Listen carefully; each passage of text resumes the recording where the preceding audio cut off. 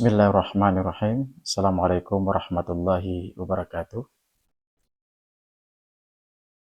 Innal hamdalillah nahmaduhu wa nasta'inuhu wa nastaghfiruhu wa na'udzu billahi min syururi anfusina wa min sayyiati a'malina may yahdihillahu fala mudilla lah wa may yudlilhu fala hadiya lah. Asyhadu an la ilaha illallah wahdahu la syarika lah wa asyhadu anna Muhammadan abduhu wa rasuluh.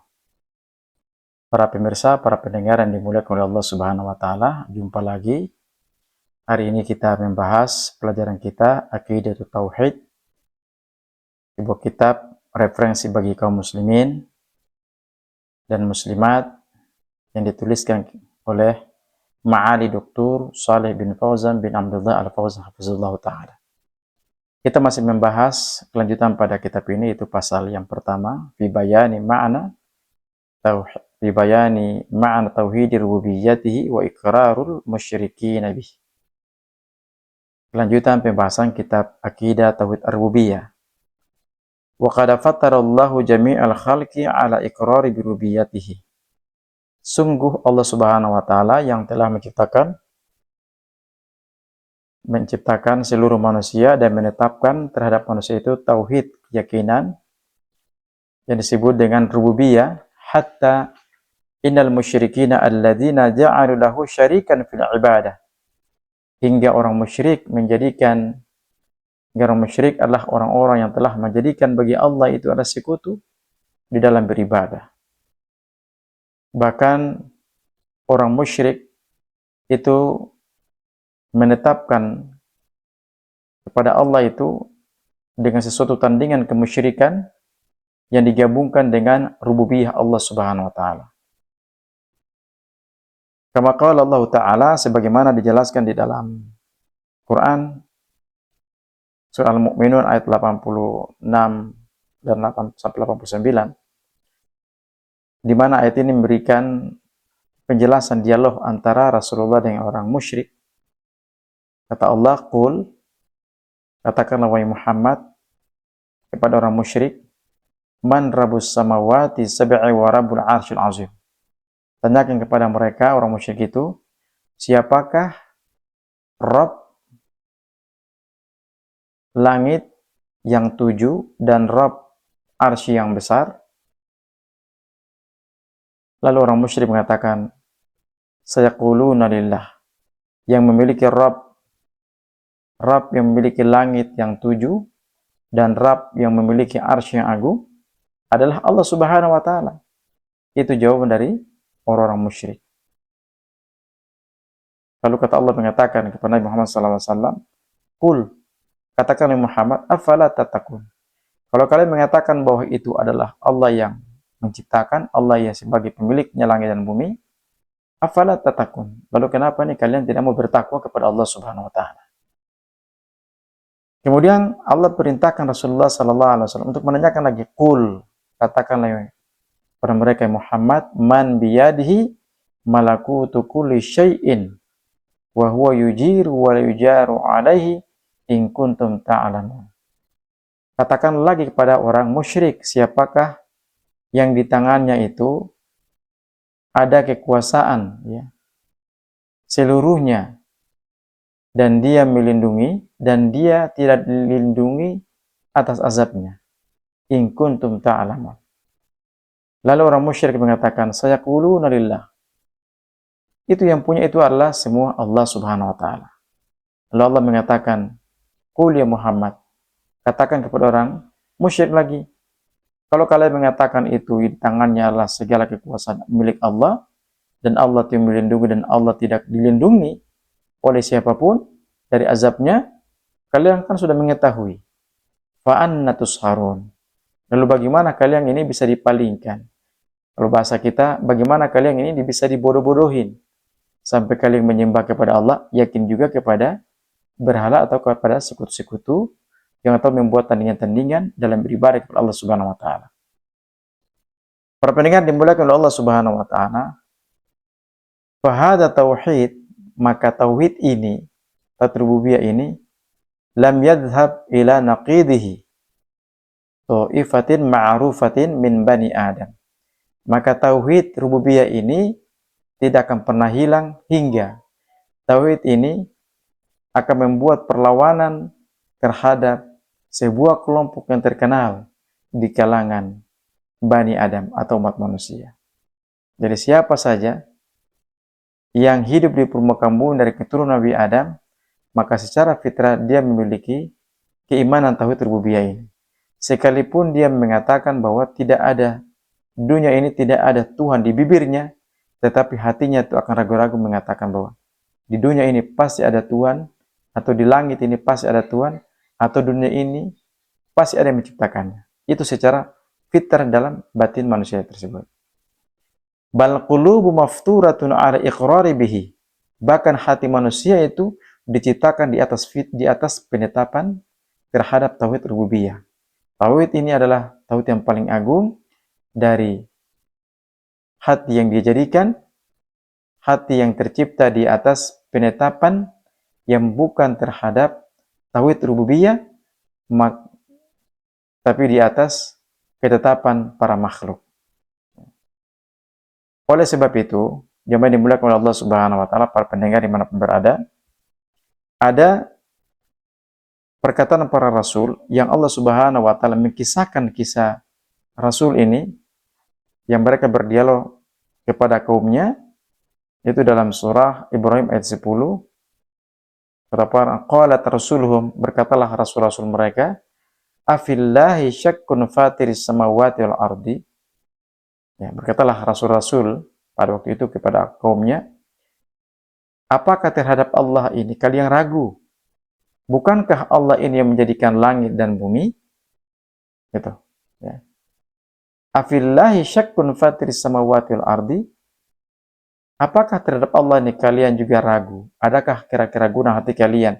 Bukankah kalian telah melihat bahwasanya langit dan bumi itu Allah yang ciptakan? Dan paling terkenal orang yang paling terkenal atau yang paling masyhur, yang telah diketahui kebodohan dan kejahiliannya, atau yang suka memprotes, ya, memprotes tentang pengingkarannya terhadap Rabb, yaitu adalah catatan sejarah menulis bahwa itu adalah salah seorang bernama Fir'aun. Fir'aun tidak mengetahui, tidak mau dia mengingkari adanya Rabb. Tetapi secara pembuktiannya dalam hatinya, di dalam batinnya, dia meyakini adanya Rabb. Ya. Sebagaimana dikutip di sini, dalam surah Al-Isra ayat 102, ketika Nabi Musa berdialog dengan Fir'aun. Ya. Kata Nabi Musa, qala laqad alimta ma anzala haula'i. Wahai Fir'aun, sesungguhnya engkau telah mengetahui bahwasanya tidak ada yang menurunkan mukjizat-mukjizat itu illa rabbus samawati wal ardi ba'sairah, kecuali Allah lah Rabb yang memiliki langit dan bumi yang menurunkan, ya, mukjizat-mukjizat itu sebagai bukti. Lalu Nabi Musa mengatakan kepada Fir'aun dan kaumnya, wajahadu biha wastaqainatha anfusuhum zulman wa uluwan. Dan mereka telah mengingkari terhadap mukjizat itu karena kezaliman mereka dan kesombongan mereka, padahal dalam diri mereka meyakini adanya tentang mukjizat yang datang dari Allah Subhanahu wa taala. Para pendengar yang dimuliakan oleh Allah Subhanahu wa taala, wa kadzalika min yunkiru rabba al-yaum min syuyu'iyyina. Begitu pula di hari ini ada sebagian negara atau sebagian masyarakat yang mengingkari terhadap Rabb, mengingkari terhadap Allah. Siapa mereka? Disebutkan di sini kitab ini adalah mereka dari kalangan komunis. Ada banyak beberapa negara yang itu tidak meyakini adanya Tuhan. Jadi hidupnya hanya membuat sesuatu benda yang canggih, memperkuat negaranya, makan minum, berleha-leha, kemudian mati, selesai. Itu aja pemahaman dan kehidupan orang komunis.